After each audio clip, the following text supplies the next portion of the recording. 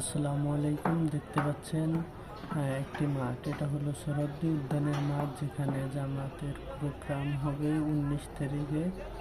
বাংলাদেশ জামাতে ইসলাম তাদের নেতাকর্মীর জন্য সব ব্যবস্থা করেছেন, যেমন উজুখানা, তারপরে পোশাক পরা, টয়লেট, সব ব্যবস্থা রেখেছে মাঠের পশ্চিম সাইডে। তারা যে সময় সমাবেশ করে থাকেন নতুন কিছু নিয়ে আসেন, যেমন স্টাইজের কোয়ালিটি দেবার জন্য দেখা যাচ্ছে। পুরো মাঠে তাদের রয়েছে স্মার্ট মনিটর বড় বড়, এবং রয়েছে তাদের স্টলও কিছু থাকার সম্ভাবনা রয়েছে। আমি দেখে আসছি, কাজ চলতেছে। সমাবেশের আর মাত্র 2 দিন বাকি আছে, 19 তারিখে সমাবেশ।